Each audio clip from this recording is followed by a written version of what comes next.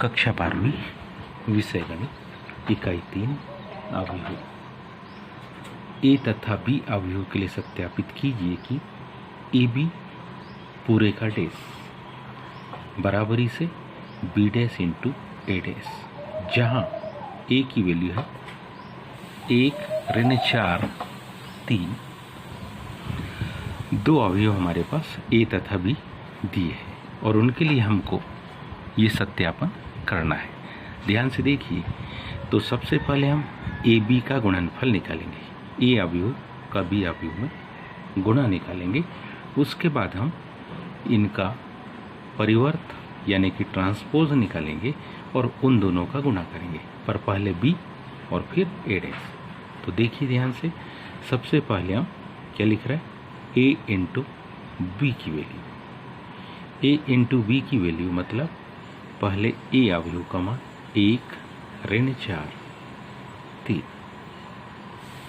फिर बी अवयव की वैल्यू ऋण 1, 2 और 1। यहां देखेंगे तो इसमें 1, 2, 3 पंक्ति है और एक स्तंभ है, तो इसको 3/1 भी लिख सकते हैं। यहाँ एक ही बार ऐसा आपको अंक लिखा हुआ मिलता है 3/1, यानी 3 पंक्ति एक स्तंभ। इसमें एक पंक्ति है और 3 स्तंभ है। अब जब हम इसका गुणा करेंगे तो ध्यान से देखना किस प्रकार से गुणा होगा। सबसे पहले 1 का गुणा ऋण 1 से। अब क्योंकि ऋण 1 है, इस ऋण को हम पहले लिख देते, ऋण 1 गुणित 1। 1 का गुणा 2 से, तो क्या लिखेंगे, 1 गुणित 2। 1 का गुणा 1 से, 1 एकम 1। ऋण 4 का ऋण 1 से गुणा। अब दोनों में ऋण है, इसलिए इस प्रकार से हमने गुणा लिख दिया। ऋण 4 का गुणा 2 से, ऋण 4 का गुणा किससे, 2 से। ऋण 4 का गुणा 1 से। 3 का गुणा ऋण 1 से। ऋण है इसलिए ऋण को अपन आगे लिख सकते हैं। इस पर ये ऋण को लिखा अपन 3 गुणित 2 और 3 गुणित 1। अब इसको ध्यान से देखें तो इसमें 3 पंक्ति बन गई है और 3 स्तंभ बन गए। तो ये गुणनफल हमारे पास में ऐसा हो गया, ऋण 1 गुणित 1, ऋण 1, 2 एकम 2, 1 एकम 1। ऋण 4 गुणित ऋण 1, धन 4। ऋण 4 गुणित 2, ऋण 8। ऋण 4 गुणित 1, ऋण 4। ऋण 3 गुणित 1, ऋण 3। 3 दूनी 6, 3 एकम 3। ये हमारे पास ए बी की वैल्यू आई, ए और बी का गुणनफल। लेकिन अब हमको क्या निकालना है, ए बी डैश निकालना है। अब हमको क्या निकालना है, ए बी डैश निकालना है। तो अब ए बी डैश निकालना मतलब क्या करना, ए बी का परिवर्त करना। ए बी का परिवर्त करना मतलब क्या करना, ऋण 1, 2, 1 जो पहली पंक्ति है उसको हम पहला स्तंभ बनाएंगे। क्या बन गया, ऋण 1, 2 और 1। फिर क्या है हमारे पास है अगला 4, ऋण 8, ऋण 4। ये जो दूसरी पंक्ति है उसको दूसरे स्तंभ में कन्वर्ट करना, ऋण 8, ऋण 4। इसके बाद ऋण 3, 6, 3 को तीसरा स्तंभ में बदलना, ऋण 3, 6 और 3। ये हमने ए बी पूरे का डैश, ए बी पूरे का डैश निकाल लिया, जिसको समीकरण नंबर क्या कहा अपन ने, 1। अब अपने को सबसे पहले बी की सहायता से बी का डैश, हमारे पास में क्या दिया है, बी दिया है।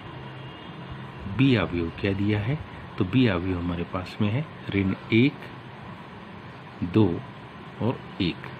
इसकी सहायता से हम किसको निकालेंगे, बी डैश को।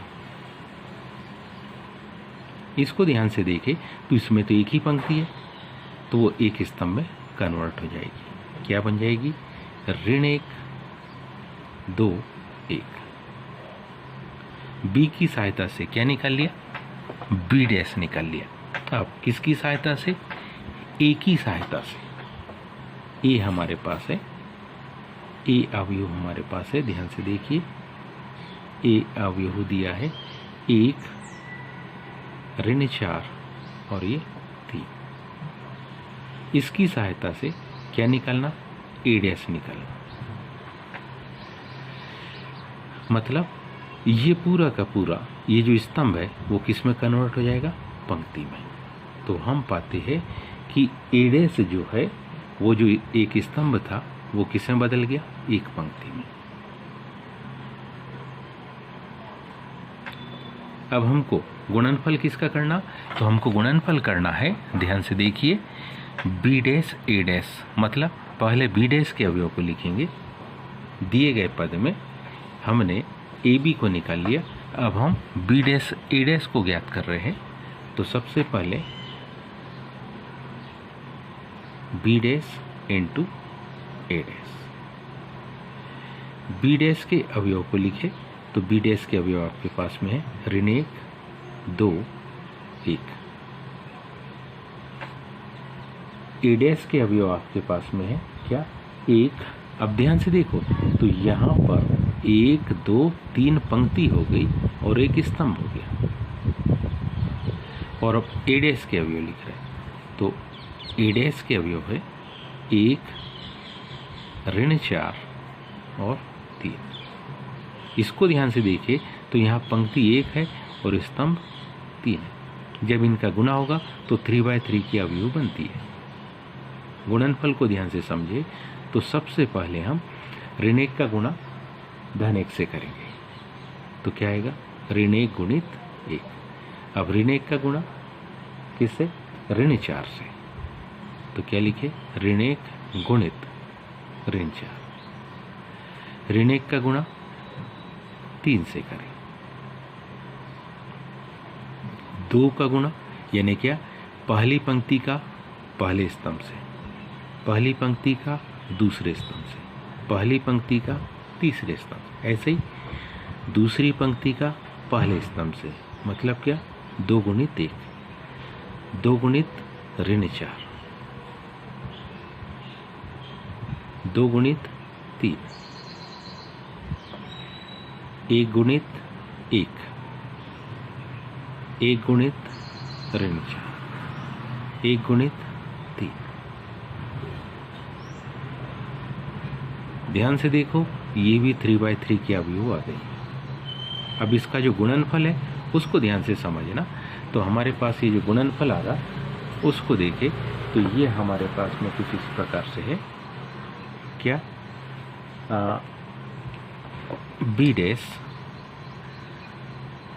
में हमने जब ए डैश का गुणा किया तो गुणनफल क्या आ रहा है उसको ध्यान से देखो। ऋण 1 एकम ऋण 1, ऋण 1 गुणित ऋण 4 धन 4, 3 एकम 3 लेकिन ऋण क्योंकि 1 का पास ऋण है। 2 एकम 2, 2 चौके ऋण 8, 3 दूनी 6, 1 एकम 1, 1 चौके 4 लेकिन ऋण 4, 3 एकम 3। ये भी 3/3 की अवयव हो गई है। और इसको ध्यान से देखें तो ये समीकरण नंबर आ गया हमारे पास 2। कौन से समीकरण? यदि हम एक को ध्यान से देखें, यदि हम अपने समीकरण 1 को ध्यान से देखते हैं और इस 1 के सापेक्ष इस 2 के अवयव को ध्यान से देखें तो हम पाएंगे दोनों आपस में कैसे हैं?